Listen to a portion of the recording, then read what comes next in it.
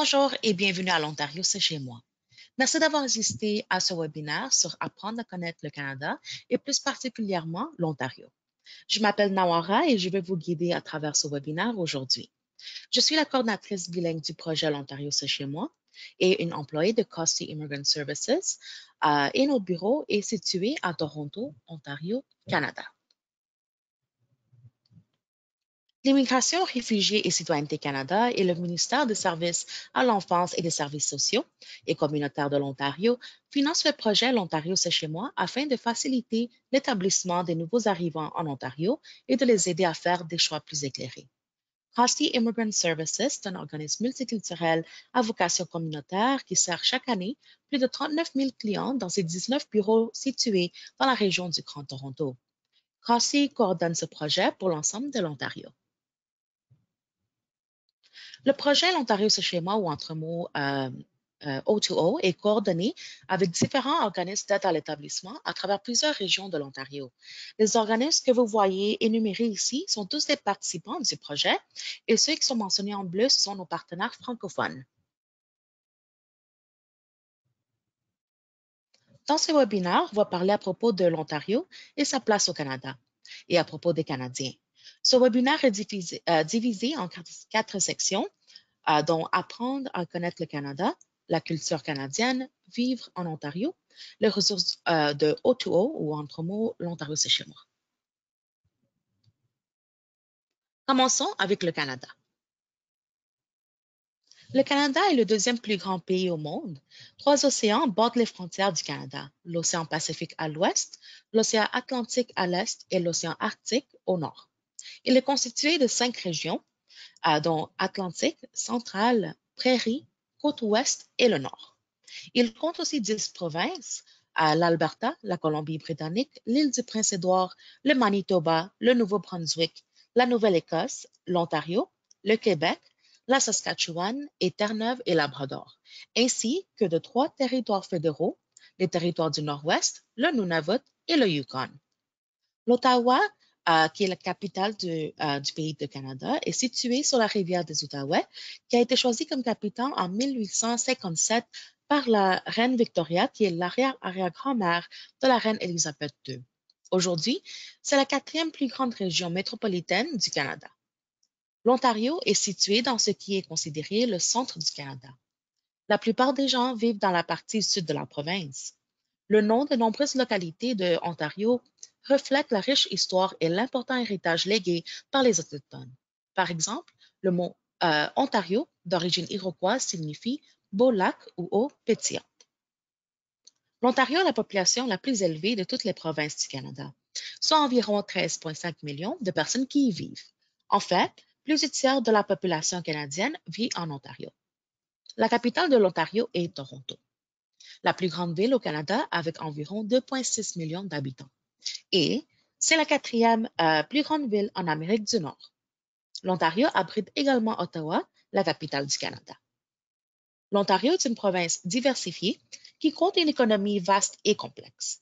Il y a beaucoup de types de possibilités d'emploi ici. Près de la moitié des immigrants qui viennent au Canada choisissent l'Ontario comme destination. Les peuples fondateurs. Les 3 peuples fondateurs du Canada sont les Autochtones, les Français et les Britanniques. Les peuples autochtones du Canada comprennent 3 groupes principaux, les Premières Nations, les Inuits et les Métis. La population autochtone est composée des Cris-parlants algonquins, des Ojibwe-Cris, des Algonquins, des Ojibwa, des Odawa, des Potawatomi et des Delaware, plus les 6 nations parlant iroquois comme les Mohawks, Oneida, Onondaga, Cayuga, Seneca et Tuscarora. La population autochtone correspond à environ 4,9 % de l'ensemble de la population canadienne. Les Européens sont arrivés au Canada au 16e siècle. D'abord les Français, puis les colons anglophones de Grande-Bretagne et d'Irlande.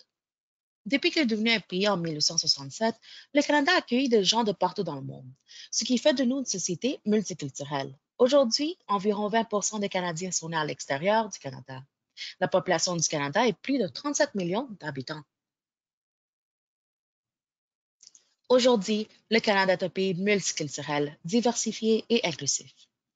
avec ses habitants de nombreux groupes ethniques et religieux qui vivent et travaillent en paix en tant que fiers Canadiens. Environ 40% des 250 000 personnes qui immigrent au Canada chaque année choisissent de s'établir en Ontario. Toronto est alors la ville la plus multiculturelle au monde où plus de 200 langues et dialectes sont parlés. Les immigrants comme vous sont valorisés dans la société multiculturelle du Canada. Discutons un peu à propos du gouvernement du Canada. Le Canada est une monarchie constitutionnelle. La couronne au Canada a d'abord été instaurée par les rois de France au 16e siècle. Sous le règne des souverains du Canada, le pays est passé du statut de colonie française à celui de pays indépendant. Dans le système de gouvernement du Canada, le pouvoir de gouverner est conféré à la couronne, mais il est confié au gouvernement d'exercer au nom et dans l'intérêt du peuple. Le Parlement du Canada est composé de la Reine, du Sénat et de la Chambre des communes. Dans les provinces, les législatures sont composées du lieutenant-gouverneur et de l'Assemblée élue. Le représentant de la Reine agit sur l'avis du premier ministre ou des ministres responsables de la Chambre des communes ou des assemblées législatives provinciales. Le gouverneur général et les 10 lieutenants-gouverneurs représentent la couronne au Canada et agissent au nom de la Reine. Le rôle et les responsabilités du gouverneur général se résument à assumer plusieurs fonctions au nom de la Reine. Il doit entre autres présider l'assermentation du premier ministre, du juge en chef du Canada et des ministres du cabinet. Il y a 3 niveaux de gouvernement au Canada. Tout le monde a un représentant des 3 niveaux de gouvernement à qui il peut s'adresser avec des préoccupations, au niveau fédéral ou national. Le premier ministre en ce moment est Justin Trudeau. Ce niveau de gouvernement traite des domaines de droit et des questions qui touchent généralement l'ensemble du pays. C'est à ce niveau que le premier ministre du Canada est classé dans sa catégorie. Au niveau fédéral, nous appelons les représentants des députés. Ensuite, il y a le niveau provincial. Le premier ministre de l'Ontario en ce moment est Doug Ford. Dans chacune des 10 provinces du Canada, le gouvernement provincial est responsable de domaines comme l'éducation, les soins de santé, certaines ressources naturelles et les règlements routiers. Parfois, le gouvernement provincial partage la responsabilité avec le gouvernement fédéral. Le gouvernement fédéral donne des responsabilités aux gouvernements provinciaux. Nous appelons nos représentants les députés provinciaux et les députés du Parlement provincial. Ensuite, il y a l'administration municipale. Notre maire de la ville de Toronto est John Tory en ce moment. C'est le niveau de gouvernement qui est habituellement basé dans une ville ou un district, une municipalité. Les administrations municipales sont responsables des secteurs tels que les bibliothèques, les parcs, les réseaux d'aqueducs communautaires, la police locale, les routes et le stationnement. Le gouvernement municipal reçoit l'autorité de ces régions du gouvernement provincial.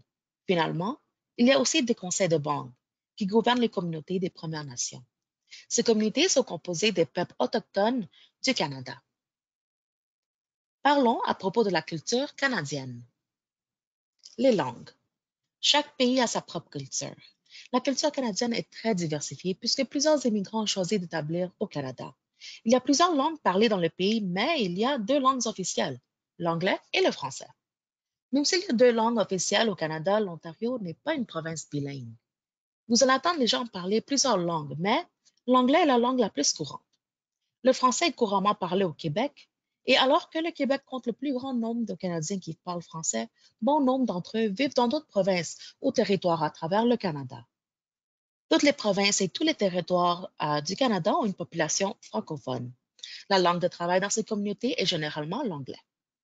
Il y a beaucoup de petites communautés françaises partout au Canada, et même si français n'est pas une langue officielle en Ontario, la province abrite la deuxième plus grande minorité française au pays.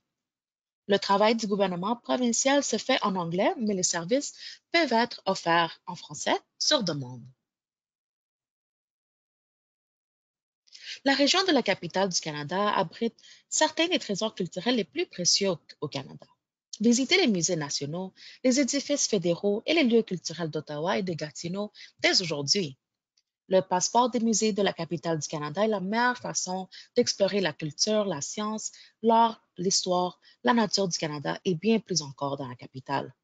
Procurez-vous un passeport pour les musées et visitez jusqu'à 6 musées canadiens uniques dans la région de la capitale du Canada. Le passeport d'accès culturel permet aux nouveaux Canadiens de découvrir gratuitement plus de 1000 musées et autres trésors culturels à travers le Canada. La colline du Parlement abrite le gouvernement fédéral du Canada, où se rassemblent les représentants de partout au pays pour adopter des lois qui affectent la vie de chaque Canadien. La colline représente bien plus encore, un lieu de rencontre et de célébration. Elle est aussi le cœur symbolique de notre nation. Faites une promenade dans la région de la capitale nationale et admirez les monuments commémoratifs et œuvres d'art publiques qui racontent notre pays et nos gens. Suivez les parcours pédestres pour découvrir les magnifiques œuvres d'art publiques de la capitale du Canada, les nombreux monuments d'Ottawa-Gatineau honorant nos héros et peut-être quelques surprises du monde de l'art contemporain. Chaque printemps, la région d'Ottawa-Gatineau s'anime au spectacle éblouissant et coloré des tulipes en fleurs. Elles sont près d'1 million à orner les parcs et les jardins de la région de la capitale. Les tulipes font partie d'une tradition qui remonte à la Seconde Guerre mondiale et sont un symbole de l'amitié durable entre le Canada et les Pays-Bas. Ensuite, les expositions temporaires présentent des réalisations artistiques d'exception des quatre coins du pays, tout en mettant l'accent sur des étapes importantes de l'histoire canadienne. Les valeurs et les croyances canadiennes. Il y a 5 valeurs fondamentales au centre de la société canadienne. Nous croyons que les droits fondamentaux de la personne pour tout le monde sont essentiels. Nous sommes fiers du fait que notre pays est diversifié et inclusif, accueillant des gens de partout dans le monde pour vivre ici paisiblement. Nous croyons qu'il devrait y avoir égalité et justice pour tous, indépendamment du sexe, de la race, de la religion, de l'orientation sexuelle. L'égalité couvre aussi les personnes dans les relations, ce qui signifie que les hommes et les femmes sont considérés comme égaux dans une relation. Nous croyons en la famille et que des bonnes relations familiales sont essentielles pour une nation forte, saine, progressiste et prospère.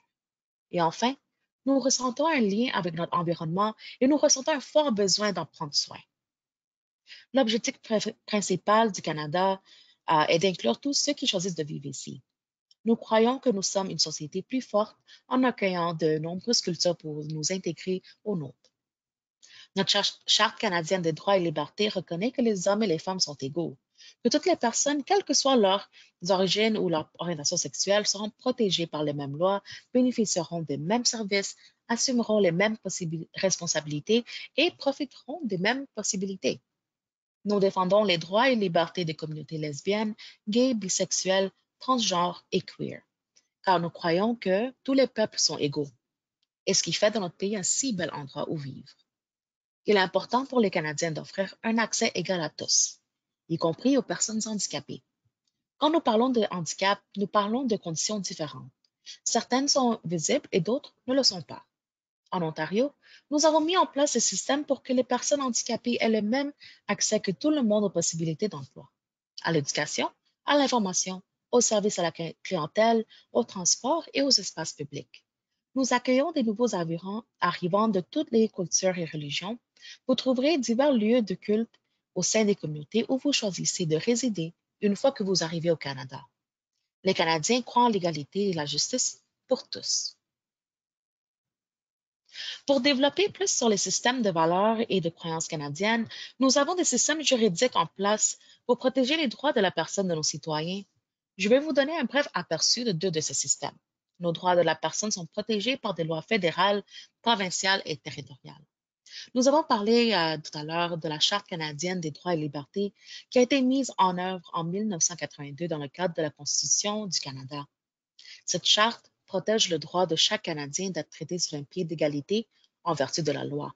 Par exemple, si vous êtes arrêté sans motif, cela pourrait constituer une violation de vos droits en vertu de la charte. La Commission ontarienne des droits de la personne, la CODP, s'efforce d'instruire le respect des droits de la personne dans tous les aspects de la vie en Ontario. Cette commission analyse les racines de la discrimination, élabore des politiques de prévention des différentes formes de discrimination et s'applique à sensibiliser le public aux questions relatives aux droits de l'homme. Plus récemment, ils ont préconisé que les employeurs s'abstiennent de demander aux nouveaux arrivants d'avoir de l'expérience de travail au Canada. La CODP intervient aux besoins devant les tribunaux et tous les niveaux de tribunaux sur des questions de droits de la personne ayant un intérêt ou une préoccupation d'intérêt général. Il travaille avec différents secteurs et groupes, y compris le gouvernement de l'Ontario, pour promouvoir le changement organisationnel et éliminer les obstacles à l'équité et au succès. Pour plus de renseignements sur la Commission ontarienne des droits de la personne, veuillez consulter le site web sur la diapositive.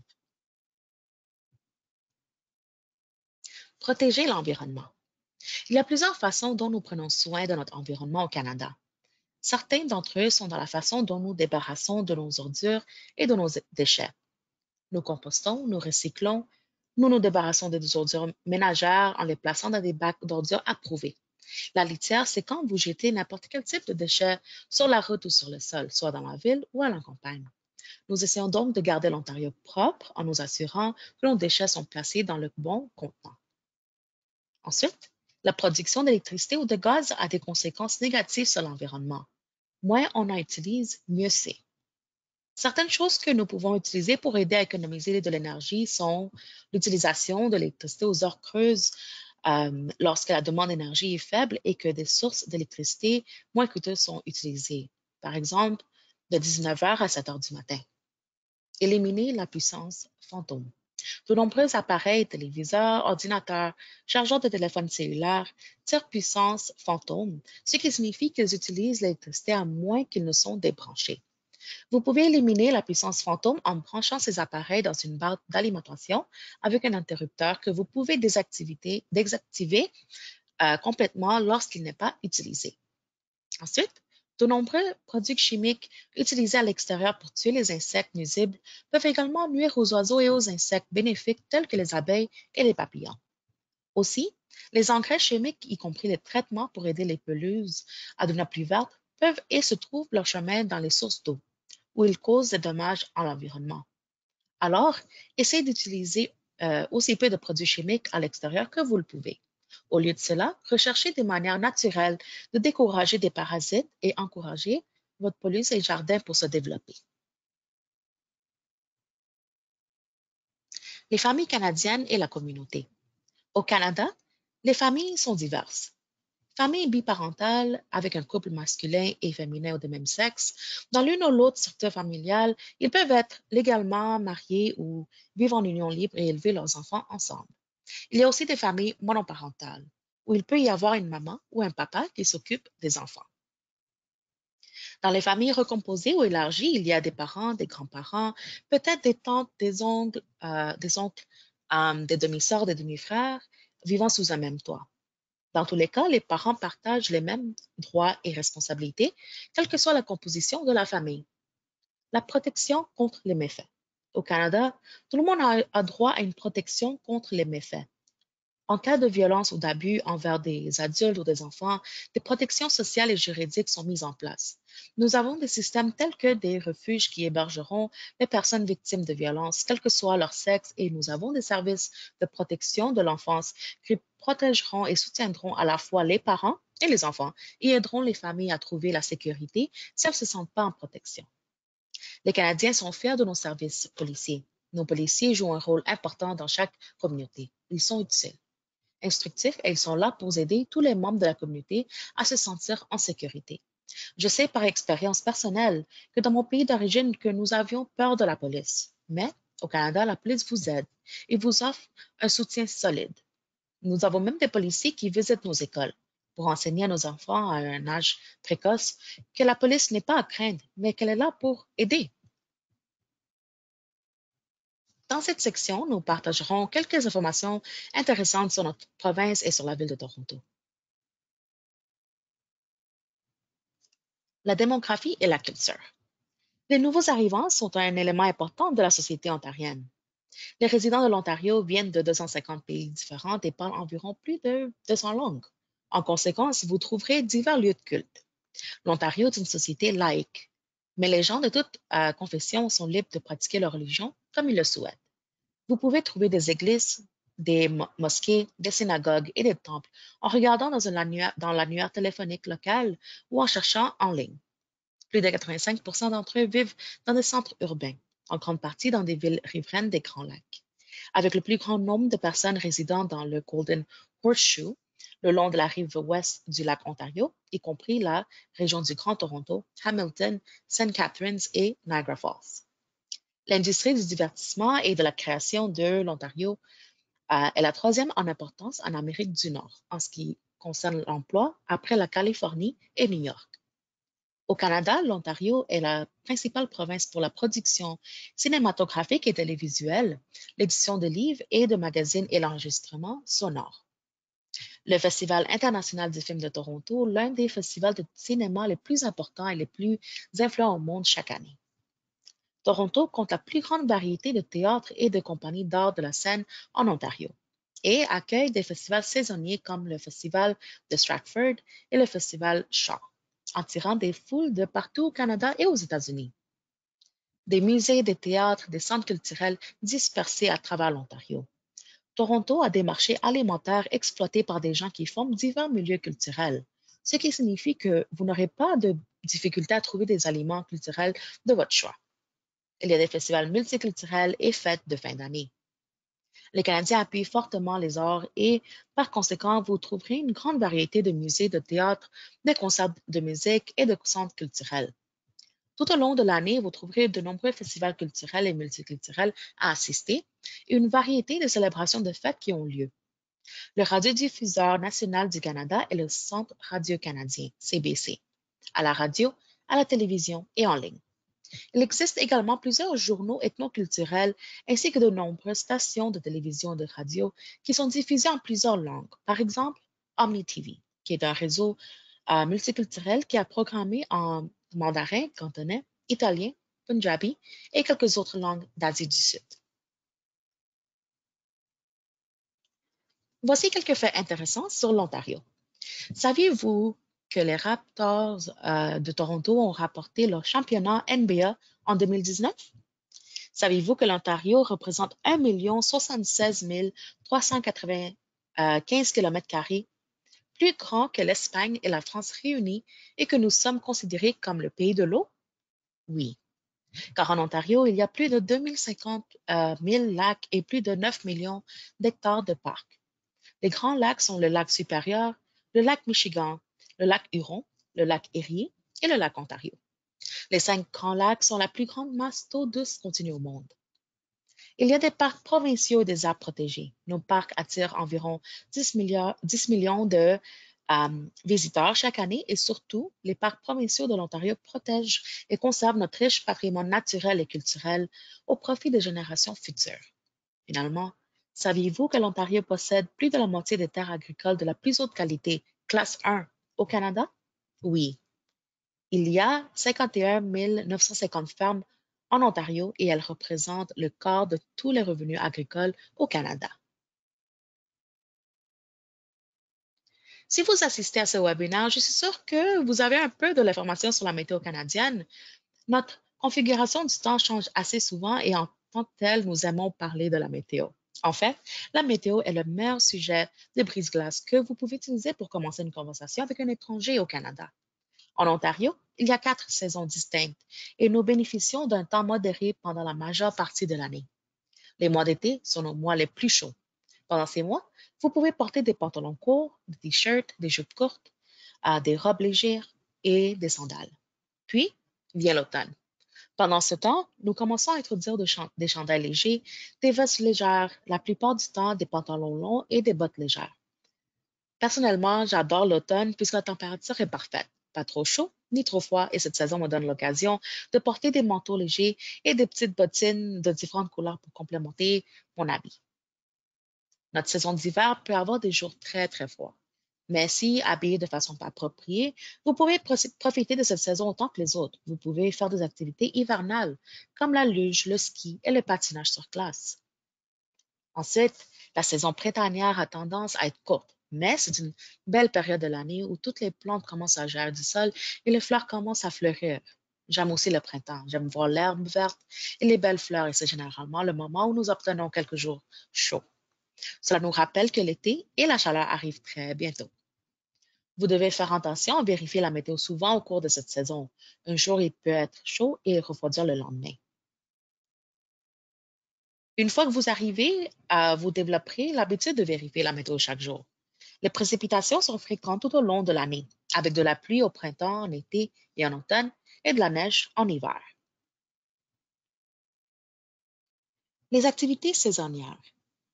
Ces symboles représentent certaines des activités dont jouissent les Canadiens au cours des saisons précises. Les symboles ici sont universels pour les activités en Ontario. Ici, vous voyez quelques-unes des activités qui ont lieu au cours des 4 saisons. Ces symboles peuvent être vus le long des autoroutes et des zones où ces activités sont appréciées. Profiter du plein air est une partie importante de la vie en Ontario tout au long de l'année. Comme vous pouvez le voir, nous avons des activités de plein air indépendantes des saisons. Chaque saison apporte une nouvelle occasion de sortir et de vous amuser. Donc, profitez-en.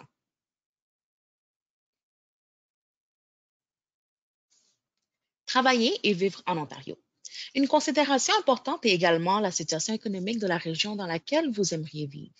Vous réglez et votre famille décisions très importantes à prendre. Examinons quelques questions que vous devriez poser lorsque vous examinez la situation économique de n'importe quel secteur. Combien coûte-t-il d'y vivre? Y a-t-il des possibilités d'emploi pour moi dans ce domaine? À quel type d'emploi ou de salaire puis-je m'attendre si j'habite là-bas? En tant que nouveau venu au début, vous devrez peut-être prendre un emploi avec un salaire inférieur pendant que vous établissez des liens, acquérissez de l'expérience dans la main-d'œuvre canadienne ou peut-être améliorer vos compétences linguistiques. Cependant, vous n'êtes pas seul. Il y a de l'aide pendant ce temps. Les services gouvernementaux, les établissements ainsi que les entreprises essaient de vous faciliter la tâche pour trouver le bon emploi.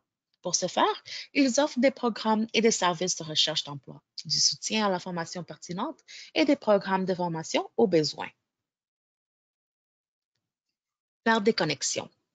Trouvez votre communauté culturelle. Connectez avec votre famille et vos amis qui sont déjà ici. Connectez avec des organismes d'aide à l'établissement. Étant donné que l'Ontario est une société diversifiée, il y a probablement une communauté de gens de votre pays d'origine. Il se peut que vous ayez de la famille ou des amis qui vivent déjà en Ontario. Les différentes communautés culturelles de l'Ontario peuvent souvent offrir un soutien aux nouveaux arrivants.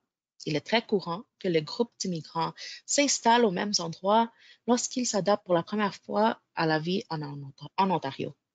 Cependant, les nouveaux arrivants doivent souvent louer un petit appartement ou une maison à leur arrivée. Vos liens familiaux peuvent vivre dans une région qui n'a pas un tel logement. Même si vous ne pouvez pas vivre dans le même quartier que votre famille déjà en Ontario, la même ville ou la même région peut encore être un bon choix.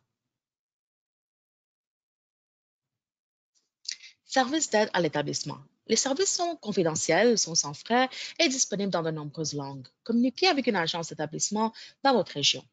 Un travailleur de l'établissement peut vous aider en vous donnant de l'information et de l'orientation sur de nombreux services communautaires et gouvernementaux différents.